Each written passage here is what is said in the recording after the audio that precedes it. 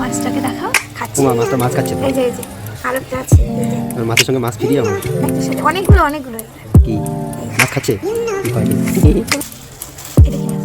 কাটা ছাড়া এটা ভাপা করি। হ্যাঁ বাবা পোস্ত সরষে তেল। আছে না এটা তো কিচ্ছু না।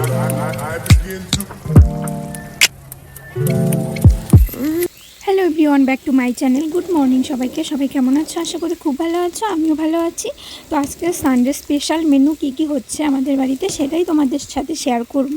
তো স্কিপ না করে পুরো ব্লগটা দেখো, আশা করি তোমাদের খুব ভালো লাগবে। তো তোমরা তো অনেকেই জানো আমাদের সকাল সকাল রান্না করতে হয় বরের ডিউটির জন্য। তো আজকে রবিবার, বরের ডিউটি নেই, কিন্তু ওই যে খাওয়া অভ্যাস হয়ে গেছে সকাল সকাল। তো সে কারণেই ওই 7টার দিকে ঘুম থেকে উঠে তারপর ফ্রেশ ট্রেশ হয়ে 7:30টার দিকে রান্নাঘরে চলে এসেছি। এখন শুধু হচ্ছে সিম চচ্চড়ি আর ভাত করলাম। তো বর তো ঘুমোচ্ছে, ওনাকে ডাকবো এখন। ঘুম থেকে উঠে মানে অনেকবার অলরেডি আমার ডাক দেওয়া হয়ে গেছে। রবিবার না একটু দেরি করে ঘুম থেকে উঠে তো কি নিয়ে আসে তারপর আর কি রান্না করব। তো দেখো আমার রান্না কমপ্লিট। এখন আমি ঘরে এলাম রান্না করে। তো এই যে আমার ঘরের অবস্থা, এগুলো আমি আজকে কাচাকাচি করব। আমার একটা সোয়েটার আর বরের কয়েকটা জামা কাপড়। আর এখন দেখো ঘড়িতে 8:30 বাজে। তো বর তো উঠে পড়েছে আর এখন আমি ঘরটা গুছিয়ে নিব, তারপর দেখা যাক কী নিয়ে আসে। তো এই যে বর বাজার থেকে মাছ নিয়ে এসছে, এটাকে বলে হচ্ছে চাপিলা মাছ। তো মাছের মুখের মধ্যে আরেকটা করে ছোট ছোট মাছ রয়েছে, তোমরা দেখো, দেখতে পাচ্ছ। আর এটাই আমি বরকে দেখাচ্ছিলাম। তো আগে তো মাছের নামই জানতাম না, এখন রান্না করতে করতে প্রায় অনেক মাছেরই নাম আমার জানা হয়ে গেছে। আর এই যে দেখতে পাচ্ছ, এটা হচ্ছে ব্রিগেড মাছ নাকি ব্রিগেল বলে, যাই হোক। প্রথমবার রান্না করব আর খাবো প্রথমবার। তো ওই মাছের আর কি একটাই কাঁটা থাকে না, অনেকটা ওই ভেটকি মাছের মতো লাগে। তো বর বলছিল যে ব্রিগেড মাছটার ভাপা করতে আর এই চাপিলা মাছগুলো আলু বেগুন দিয়ে তরকারি করতে। তো আমি কয়েকটা মাছ বাছার পর, আমি সেরকমভাবে মাছ বাছতে পারি না, মানে আমার শাশুড়িমা বেছে দিল। তারপরে যে লবণ হলুদ মেখে এখন আমি এই চাপিলা মাছগুলো একটু হালকা করে ভেজে নিব। এই চাপিলা মাছ নাকি আবার বেশি ভাজলে ভালো লাগে না খেতে। আমার সেরকম একটা পছন্দ না, তবে আমার বর আমার শাশুড়িমা খুব পছন্দ করে এই মাছটা খেতে। তো ওদিকে আমি মাছ ভাজা বসিয়ে দিয়ে এদিকে ভাপার সব কিছু রেডি করে নিয়েছি। তো দেখো এখানে কি রয়েছে।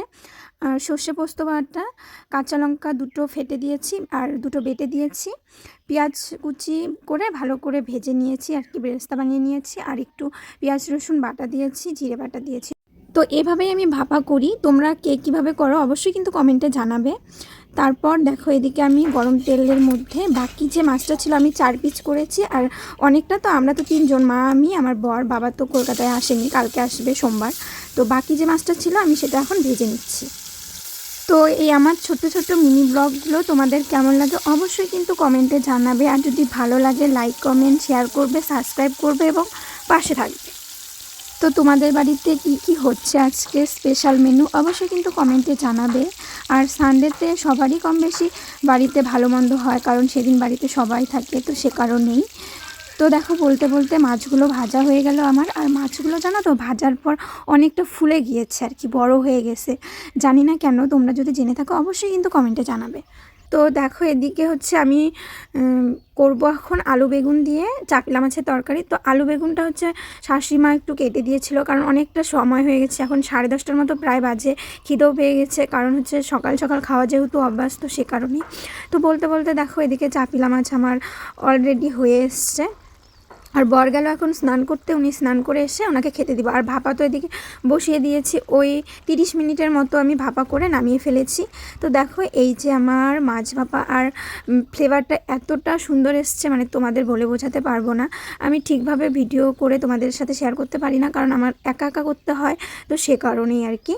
তো চলো আমার রান্নাবান্না কমপ্লিট, এখন বরকে খেতে দিব। আর হ্যাঁ, অনেকটা লেট হয়ে গেছে আজকে আমাদের খেতে, 11:30টার মতো বেজেছে।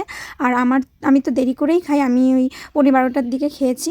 তো চলো আমার মাছ ভাপা চাপলা মাছ দিয়ে আলু বেগুনের তরকারি কমপ্লিট। আর সকালবেলা তো সিম করেছি, তোমাদের দেখিয়েছি। তো চলো টাটা, সবাই ভালো থেকো, সুস্থ থেকো। তো অবশ্যই জানাবে ভিডিওগুলো কেমন লাগছে আমার। টাটা সবাইকে।